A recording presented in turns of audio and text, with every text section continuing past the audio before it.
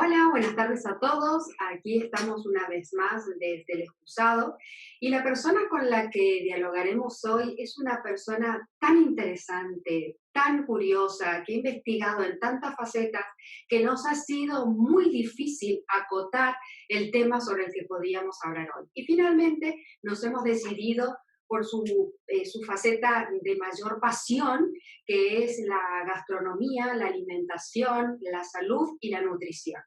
Así que hoy hablaremos con Miguel Ángel Almodóvar. ¿Le damos la bienvenida? Vamos Por a ello. supuesto, vamos. Bueno, Miguel Ángel, en primer lugar, muchísimas gracias por atrever a quedarte sin excusas con nosotras. Decía María Fernanda que nos ha resultado muy complicado acotar la entrevista porque has hecho de todo. O sea, desde el CSIC a radio, a televisión. ¿Qué no has hecho? Entonces, bueno, hemos decidido centrarnos en tu faceta de investigación en la comida. Así que, bueno, cuéntanos qué es lo que te llevó a investigar sobre la importancia de una buena alimentación en la salud. Bueno, la historia es larga porque lógicamente mi historia personal también lo es. Soy un viejecito ya en el arrabal de Senectud y lógicamente pues tengo mucha vida vivida y por otra parte pertenezco a una generación eh, que nunca sabía muy bien hacia dónde dirigirse. Personajes verdaderamente fascinantes, que no es mi caso, pues hacían 2 años de psicología, entonces la psicología no se llevaba, pero sí derecho, intentaban derecho, luego se pasaban a filosofía, luego ahora hacían uno de medicina. Al final de su vida habían hecho como partes de 5 carreras, pero no habían terminado ninguna. Entonces es un poco lo mío, excepto que yo sí terminé sociología en su momento, pero esto coincidiendo con un momento en el que yo tenía un contrato para salir al extranjero, soy hijo único, entonces mi madre me rogó, eh, por favor, que me presentara unas oposiciones en el CSIC, el Consejo Superior de Investigaciones Científicas, que a mi pesar aprobé. Nos presentábamos 3000 y pico, había 4 plazas, yo pues, consideré que las posibilidades eran ninguna, pero pum, pues saqué aquella plaza. Entonces, dentro de lo que ha sido la investigación, la ciencia, yo me ocupé de lo que era la divulgación de la ciencia hacia la sociedad. El público en general quiere saber para qué vale inmediatamente y ahí pues es donde entra la nutrición. En mi caso, tengo que confesarte que soy adicta, pero adicta a las chuches. Espero que después de esta entrevista se me pase toda la adicción. En tu primera No. obra, El azúcar, el enemigo invisible, nos cuentas, ¿no?, cómo ese ingrediente pasa de ser un elemento, ¿no?, bondadoso, incluso de lujo, a convertirse realmente en un enemigo, ¿no? Y además muy adictivo, que doy fe. Entonces, cuéntanos por qué el azúcar es tan malo y tan adictivo. El azúcar, lo dice el título del libro, el azúcar invisible es el que me preocupa. Por ejemplo, cuando uno toma un mazapán en Navidad, si el mazapán está correctamente hecho, la mitad es azúcar, la mitad es almendra, dos elementos altamente energéticos, venidos de épocas de temperaturas terribles en invierno, que era fundamental su consumo. Ahora pues lo es menos, pero cuando uno se toma una cosa de estas, o cuando se toma un azucarillo, digamos, cuando el azucarillo, este cuadrado que ya más o menos ha desaparecido, son 4 gramos de azúcar. Bien, pues tú sabes que estás tomando 4 gramos. Lo peligroso es estar tomando un bote de ketchup y echárselo a las patatas fritas como si aquello fuera una salsa de tomate, que lo es, pero el 50, 52, 53% es azúcar. Ese es el azúcar verdaderamente peligroso, nocivo. El azúcar es el gran veneno de nuestro tiempo, está causando una mortandad verdaderamente impresionante, pero eso está manejado por unas grandes multinacionales que todos tenemos en la cabeza, sobre todo de los refrescos, que son los primeros que lo utilizaron. Digámoslo claramente, el gran problema del azúcar es conseguir un azúcar tremendamente barato, y eso se consigue a finales de los 70, en el segundo mandato de Nixon, para situarnos todavía con la guerra de Vietnam y con razones políticas, por parte del presidente para favorecer, digamos, a toda eso que se llama la América profunda, el cultivo de maíz. Entonces, el jarabe de maíz de alta fructosa, eso es lo que tiene el azúcar, que es más barato que la arena de la playa. Es decir, es baratísimo. Y entonces, a partir de ahí se descubre la importancia y el gran negocio que puede suponer este azúcar barato, y para ello se hacen fabulosas campañas de miles y miles de millones de euros que gastan estas compañías, estas multinacionales del azúcar. ¿Qué es lo que ocurre? Que cuando los gobiernos intentan tomar una medida, se ven lastrados por esas grandes multinacionales que a veces tienen unos presupuestos superiores al Producto Interior Bruto de 4 o de 5 países. Esto es tremendo, pero hay que tener voluntad política y hay que tener una independencia para poder hacerlo. No es de momento nuestro caso. Exacto, muy bien. Bueno, te voy a dejar con la Argentina. Por favor. Sí. Hola, Miguel Ángel. Voy a beber porque me habéis dicho que se puede beber en el excusado. No es habitual, salvo para enjuagarse la boca, yo me lo voy a tragar. Bueno, encantada, Miguel Ángel, de estar Igualmente, aquí es un placer. contigo. Y a mí me gustaría hablar de la influencia que tiene la alimentación en las emociones, en el bienestar, en el estado de ánimo, cómo influyen. Tú tienes un libro también que se llama Mood Food, en el que habla Ajá. de este tipo de cocina, la cocina de la felicidad. Y me Sí. gustaría que nos contaras de qué se trata este tipo de gastronomía. Bueno, sabemos desde hace muchísimo tiempo, pero muchísimo, desde los 80 ya en el MIT de Massachusetts, el famoso MIT, se Sí, decía que a lo mejor es más eficaz un pocillo de cerezas que un Prozac, en aquel momento de la fama del Prozac. sí, Bueno, es una forma de hablar, naturalmente, sí. como también yo tengo un libro que se llama Cómo curan los alimentos no curan, los alimentos impiden que se desarrollen enfermedades o las retrasan.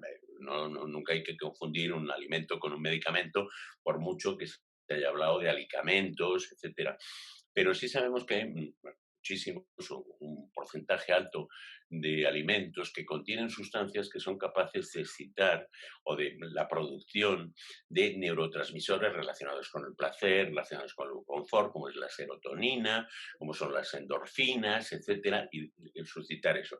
Por ejemplo, si tomamos un plátano cada mañana, digo un plátano canario, no una banana, plátano, si tomamos un plátano tenemos una dosis de triptófano que es capaz de que produzcamos más serotonina, sentirnos mejor. Hablando en contrario, en Estados Unidos se hizo con las grasas trans, las famosas grasas trans, un estudio en cárceles, sobre todo en cárceles, y descubrieron que las grasas trans provocan ira, provocan agresividad, provocan, etcétera, provocan disconfort espiritual, por decir de alguna manera. No sé si la frase está acertada, tú eres más experta y entonces me dirás si esto es, pero es decir, el sentirse bien.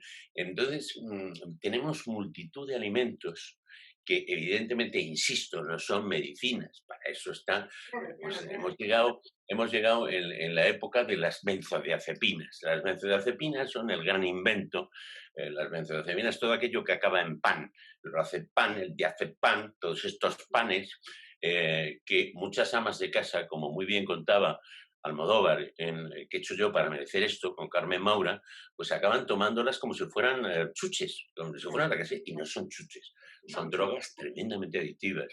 El papel que han tenido estas drogas en la salud humana ha sido extraordinario, pero manejadas con prudencia, como es obvio.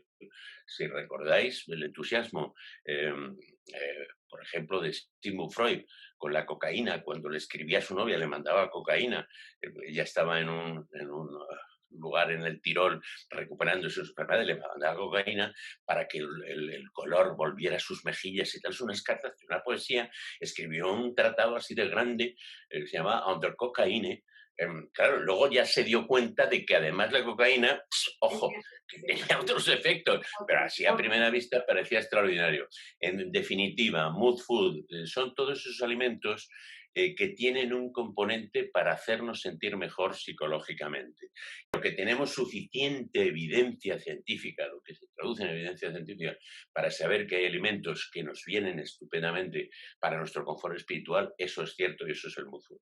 Claro, perfecto. Sí, la verdad que en toda tu trayectoria de investigación creo que lo que plasmas es la función, digamos, que tiene la alimentación, es lo que comentaba recién, no ya como, como una medicina, sino para Claro, evitar enfermedades, que es la claro, parte preventiva, ¿no? De la salud, que hoy se supone que claro, es la más importante, la claro, prevención, ¿no? Es decir, la nutrición tiene una función de nutrirnos y aprender a exacto. comer. Ah, tienes otro libro que, bueno, tienes muchísimos libros, pero bueno, hablando del tema de la alimentación, en el que Soy muy mayor, es eso. en el que nos cuentas que el sistema digestivo es un segundo cerebro, Sin ¿no? ninguna duda. ¿Por qué esto es así? ¿Por qué es tan importante el sistema digestivo?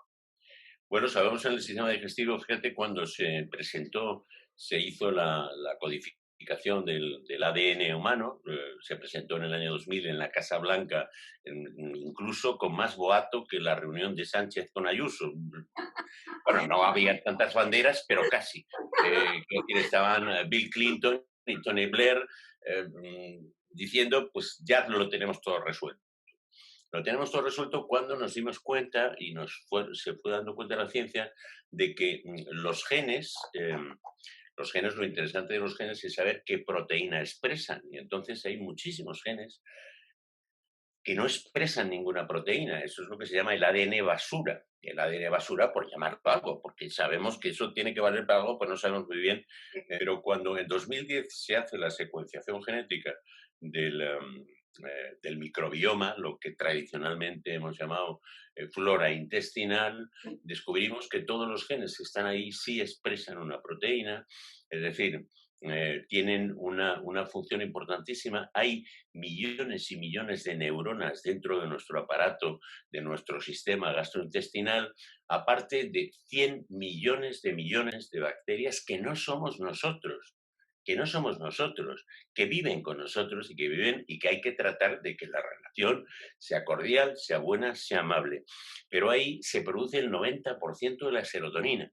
Eso que creíamos que producía el cerebro se produce ahí, de manera que ahí tenemos una fuente de bienestar. Digamos, hay un 70% prácticamente de las enfermedades que están relacionadas con la llamada disbiosis. En nuestro país tenemos un problema de estreñimiento que es inconcebible. En un país donde tenemos frutas, verduras, legumbres, el estreñimiento en España tendría que ser una cosa para salir en portada. ¿Eso qué es lo que ocurre con el estreñimiento? ¿Qué es lo que ocurre cuando todos esos desechos tóxicos, en definitiva, que tenemos que eliminar, y para eso estamos preparados de una manera natural, no se eliminan de una manera, eh, digamos, Normal.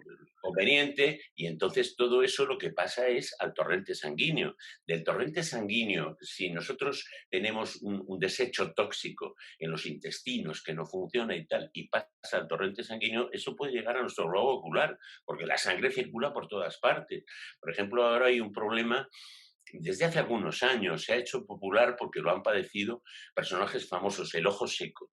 ¿Qué es lo que pasa con el ojo seco? El ojo seco, pues es evidentemente, por ejemplo, un déficit de ácidos grasos omega 3. ¿Qué es lo que hacen los ácidos grasos omega 3? Hacer que los glóbulos rojos sean más flexibles y que puedan entrar por esos vasos microscópicos que tenemos en el globo ocular. Y entonces, ¿para qué? Porque esos glóbulos rojos van a llevar hierro, van a llevar nutrientes, van a llevar oxígeno, y entonces evitaríamos un problema de ojo seco. Imagínate lo que supone el tener una buena salud digestiva, el alimentar, el llevarnos bien con ese segundo cerebro, que de alguna forma lo que hace es comunicarse de una manera constante y permanente con nuestro cerebro craneal. Entonces uno se informa al otro. No sé, voy a decir una cosa que creo que en este lugar se puede decir. Eh, Creo que solo en este Sí, lugar. aquí sí. Cuando uno se caga de miedo, cuando uno se caga de miedo es porque el cerebro craneal está informando al cerebro intestinal y este reacciona haciendo un escape, haciendo una salida para huir, etcétera. Pues en fin, en el fondo somos todavía animales, o sea, tenemos un componente animal. Fíjate, cuando yo era pequeño, que llevábamos a los familiares al Escorial, en el Escorial hay una sala antes del pudridero, pues sabéis que los reyes de España se pudren, dicho con todo respeto. No todos, en fin, los anteriores sí. Pero entonces hay una sala, la sala de infantes, donde hay muchas tumbas que dice muerto de mal de amoris. Mal de amoris. Bueno, mal de amoris uno piensa, dice, bueno, una tuberculosis que en el momento pues no se sabía diagnosticar, ¿no? Y entonces no se murió de amor, se murió de tuberculosis. No. Hoy sabemos, y gracias a todas estas investigaciones, que se puede morir de amor, porque ¿qué es lo que pasa cuando uno, y esto en nuestra práctica cotidiana, sabemos que una pareja que ha vivido junta, un matrimonio que ha vivido 50 años, se muere él y a los 15 días se muere ella, o viceversa.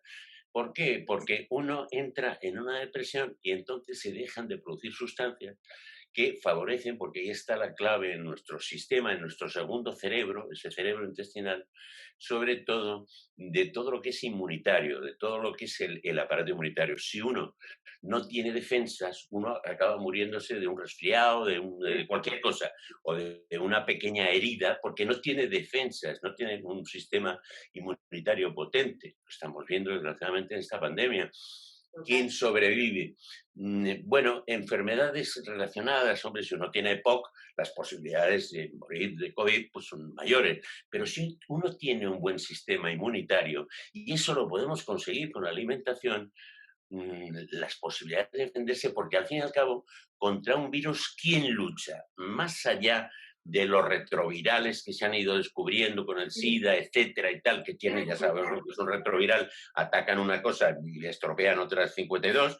Entonces, quien lucha verdaderamente contra una agresión vírica en nuestro sistema inmunitario, los T-killers, los linfocitos T. Y esos linfocitos T se pueden tener activos y en mejores condiciones si uno toma una dieta adecuada y una dieta correcta. Hay que hacer una dieta muy variada y tener un poquito de todo para que nuestro sistema inmunitario nos pueda defender. Interesante, qué interesante. Qué bien, qué bien. Muchas gracias, Miguel Ángel. Miguel Ángel, Si uno, perdona, ya que te tengo a mano, y es algo que me interesa muchísimo. sí. ¿Cómo consideras tú en este momento, con esa pandemia, etcétera, comer cebolla roja? Bueno, la cebolla me parece que había que comerla todos los días, la cebolla siempre cruda, y el ajo crudo por la mañana, un diente de ajo me parece absolutamente fundamental. Tiene unos componentes sulfurosos que son verdaderamente maravillosos, pero en fin, yo le podría hacer varias odas a la cebolla, e incluso atreverme a cantar las ganas de la cebolla. Muy bien, muy bien. Que nos llegó Serrat Estamos sobre en- el maravilloso poema de Miguel Hernández, que por cierto estamos a nada de que se cumpla el 110 aniversario de Miguel Hernández. Pero te diría, yo haría una loa a su primo hermano, porque es la misma familia de Liliaceae, que es el ajo. El ajo, fíjate, decía Victoria Beckham que aquí olíamos a ajo, no sé qué. Claro, pero antes de Victoria Beckham vino Frédéric Chopin, este tuberculoso que hacía música maravillosa. Bueno, tuberculoso, mal de amor. sí, finalmente se ha descubierto que es tuberculoso. Acabo de escribir algo al respecto.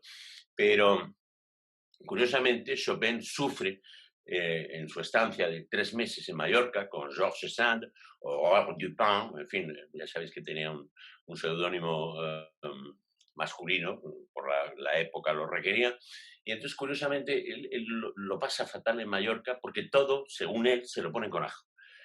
Bueno, claro, para alguien que como él provenía del centro de Europa y no había tenido la suerte, a mi juicio la suerte, para otros la desgracia, de que le hubieran romanizado unas legiones, como en nuestro caso, España, que venían de Egipto, donde el ajo era la vida, la vida. Sin ajo no había manera de sobrevivir.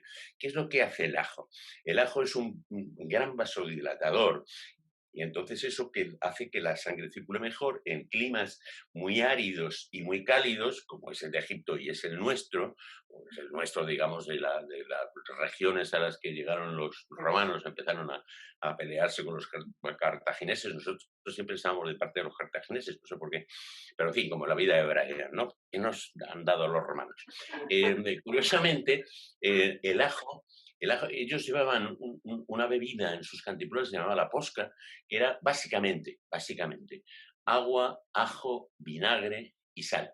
El agua para hidratar, la sal para retener el agua de la hidratación, el ajo para vasodilatar, para que llegara más sangre y refrescara más el organismo, y el vinagre porque el vinagre tiene la capacidad de confundir al cerebro y hacerle sentirle frescor.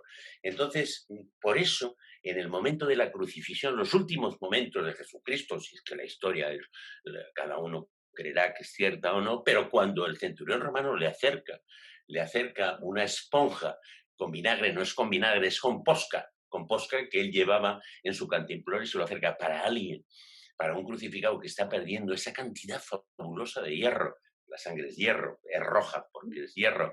Entonces, debió de ser un respiro, una suerte. Entonces, el ajo es fundamental, pero la cebolla también. La cebolla absolutamente fundamental. Muchas gracias, porque era algo que quería tratar contigo. Sí. Ya tendremos otras conversaciones sobre otros alimentos en particular. Eso espero, que no me dejéis aquí en el... No, pero bien, no, por favor. Yo me veo ahí. Perfecto, bueno, pues ahora creo que vamos a volver un poco a cosas más serenales, ¿no? Mucha ciencia, mucha investigación, mucha narración a través de tus libros, etcétera. ¿Te acuerdas? Te solicitamos, pedimos una foto para publicitar la entrevista que íbamos a tener contigo. Bueno, estabas bien, ¿eh? Estabas bastante bien. Es un gran fotógrafo, Félix Soriano. Es un gran fotógrafo, se llama Félix Soriano, especialista en fotografía gastronómica. Pero mi sorpresa fue que yo pensaba que te iba a ver con una copa de vino, que te iba a ver con un libro, que te iba a ver con una rubia o una morena, y no, te he visto con un bote con un color un poco extraño, un rojizo raro, y unas cosas ahí dentro. ¿Me puedes contar lo que hay en este bote? Supongo que son zanahorias, ahora mismo no recuerdo exactamente la foto, pero sí sé que todo eso son las experimentaciones que hizo Mario Sandoval, un 2 estrellas Michelin, el chef de Coque en Madrid, y estuvimos trabajando durante 2 años en fermentados. Yo creo que nuestra dieta tiene un déficit fabuloso de fermentados, entre otras cosas porque nuestra situación, nuestra climatología, pues no ha dado lugar a los fermentados. Evidentemente, por ejemplo, en Bulgaria, que he estado en algunas ocasiones, en varias, ¿no? Pues no hay nada que no te pongan con lutenitsa. Lutenitsa es como un pimiento que para que se les conserve para el invierno, pues lo que hacen es fermentarlo. Aquí lo que hacemos es subirlo a un terrao y se pone al sol, se seca y ya está. No tenemos que hacer más historias. Me pareció que era una foto que dice mucho de mi empeño en los últimos años, en tratar de que la gente tome fermentado, que tome... entonces, antes, yo cuando iba con mi madre al mercado, siempre había una sección importante en los mercados de encurtidos, variantes y encurtidos, se llamaba aquella tienda. Era muy importante en los mercados municipales, allá no existe. Entonces, ¿qué nos ha quedado de todo eso? Bueno, pues en algún sitio que te dan un pepinillo en vinagre, en un bar si pides una caña o una cebollita encurtida, pero los encurtidos son facilísimos de hacer, los podemos hacer en nuestra casa. Aquello está lleno de alimentos vivos. ¿Por qué no comemos comida viva? Eso es fundamental. ¿Por qué seguimos? En fin, yo no soy un obseso de esto, de decir, no hacemos más que comer cadáveres. No estoy en esa línea. Pero no deja de ser cierto que solo comemos cadáveres. Podemos comer algo vivo. Los fermentados son vivos. Y lo podemos hacer con zanahorias, con pepinillos, con pepinos, que el pepino entero lo partes en tal, podemos hacer, y hay que incorporar fermentados a nuestra dieta. De eso he hecho ya un casus, bueno, para... Porque porque todo eso lo que hace es potenciar, son alimentos probióticos, lo que alimenta a nuestro microbioma, insisto, lo que antes llamábamos flora intestinal y el que depende, pues probablemente el 70% de nuestra salud. Todo eso lo que necesita son alimentos prebióticos y probióticos. Prebióticos, por simplificar, son los que tienen fibras. Tenemos que comer 4 veces más legumbres de las que comemos. Eso nos lo ha dicho Naciones Unidas en 2016 en su año internacional y nos lo vuelve a recordar con frecuencia. No, si no tomamos legumbres en España, mal vamos. Entonces tenemos que tomar más legumbres, más frutas, más verduras, fibra.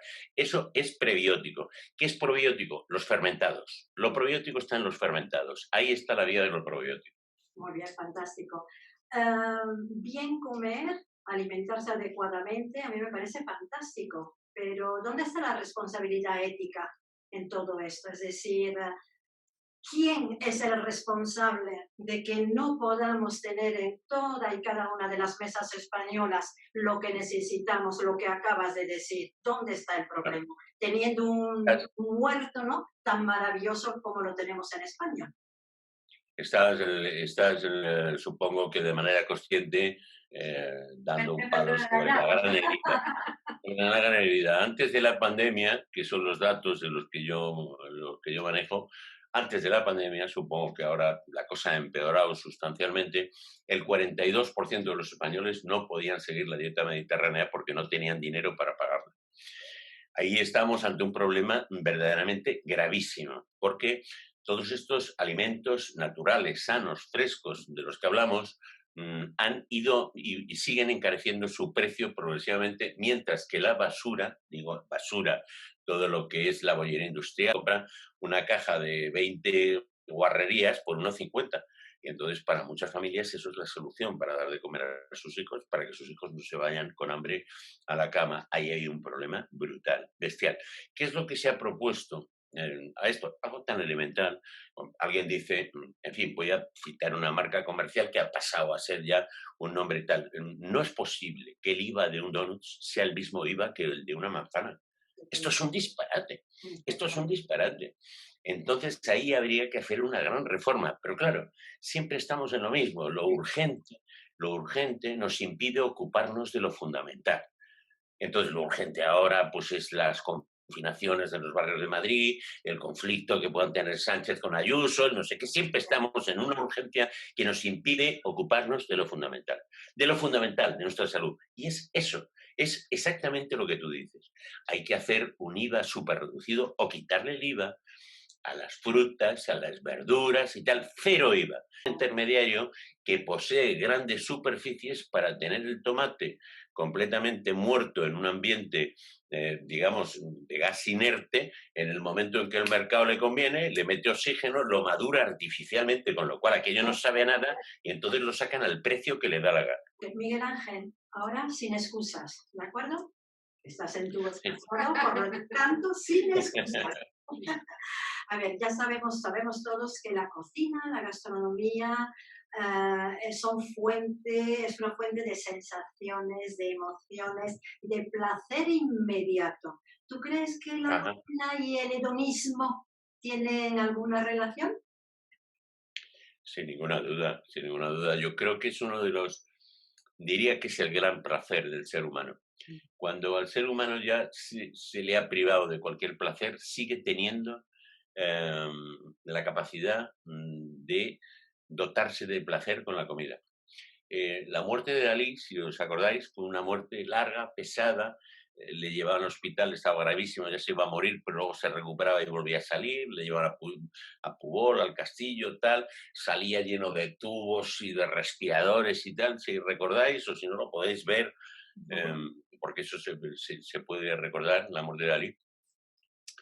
Y cuando ya la cuarta o la quinta vez que ya aparece, yo aquello lo vivía porque Ian Gibson, que es un pesetero como irlandés, que es, tenía escrito un artículo para El País y no lo cobraba hasta que no se muriera, porque claro, había hecho pues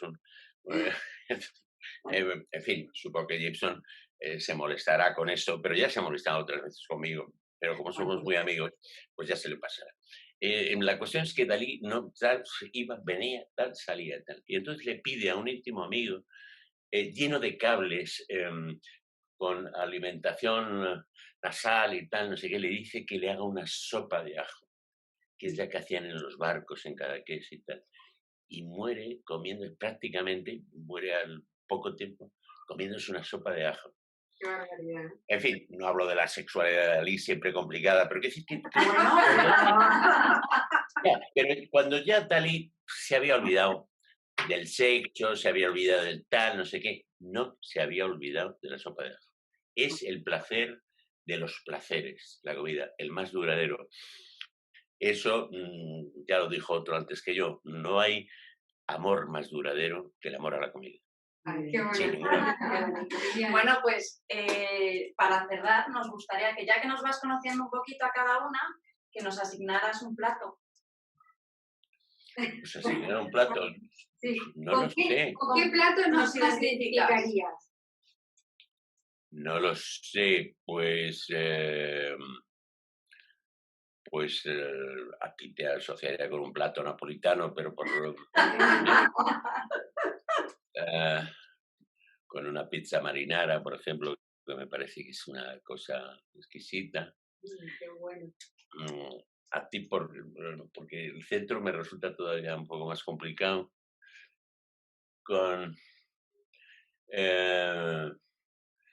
Con algún plato de patata que puso en circulación Evita Perón un año antes de morir, creo que en el 50, murió en el 51, creo recordar. Sí. Y entonces hace una apología de la patata que a mí me ha parecido siempre fascinante. Es alguna cosa de papa. De patata. Sí. O un buen ragú, ¿no? Un buen ragú que también lo hay en Argentina, no simplemente en Italia, y también lo hay en Francia. Claro, hay multitud de cosas que se llaman a la napolitana, pues porque las inventó alguien en Buenos Aires, ¿no? Que se llama, claro, eso ya. ¿Y a ti qué te asignaría? ¿Sí? Pues te asignaría, por ejemplo, la brandada de bacalao. A ti te adjudicaría la brandada de bacalao. La brandada de bacalao es un plato que tiene toda una historia, pero voy a llegar al final, y fue la fascinación de uno de los grandes gourmets que ha habido en el mundo, que se llamaba François Mitterrand, al que tuve el placer de conocer ya con su cáncer y con su bolsita y tal. Entonces se hizo una película que os recomiendo vivamente, no sé si la conocéis, La cocinera del presidente, la cocinera de François Mitterrand. François Mitterrand en el inicio tenía 2 o 3 estrellas Michelin, todo un ejército y tal, pero dijo que quería una señora que le cocinara comme il faut. Y entonces esa señora hizo la película, que os recomiendo, sobre todo la primera parte. Y cuando vino a España al estreno de la película, le pidió a la productora, le dijo que quería conocerme por la brandada de bacalao, porque no estaba de acuerdo ella conmigo con el postre preferido de Mitterrand. Yo he escrito mucho de esto, y esto decía que radicalmente era falso. Lógicamente, pues yo la creí, solo faltaba, más sabía ella. Pero la brandada de bacalao me parece... Alphonse Daudet, que es el que escribe Desde mi molino, no sé, Desde mi molino, Alphonse Daudet introduce la brandada de bacalao en París con conferencias. Y entonces eran 2 conferencias y una brandada de bacalao por un precio cerrado, que no puedo recordar, pues 8 francos o 800 francos, lo que fuera. Entonces la brandada de bacalao es un plato que me parece que tiene que ver mucho con alguien que tiene historia detrás, y creo que tú la tienes. Me ha encantado, me ha encantado. Y te invito cuando quieras a un poco de bacalao con una buena aceituna y un buen pepinillo. Muy bien, Me gusta muy bien. mucho también. Bueno, Miguel Ángel, muchísimas gracias por esta maravillosa entrevista. Un placer, hemos aprendido un montón, como siempre, contigo. Y nos vemos pronto fuera del excusado. Tengo que confesar que me he enamorado de vosotras. Sois uno de los pocos lujos como los de Dalí. O sea, ya la sopa de ajo y vosotras. O sea, ya lo poco que me queda. Sois un gran lujo a mi alcance. Muchísimas gracias. Muchas gracias. Muchas gracias. Hasta pronto. Chao. Bueno, muchísimas gracias a todos por acompañarnos una vez más en nuestro excusado y nos vemos dentro de muy poco en otra nueva entrevista. Hasta pronto. Hasta pronto.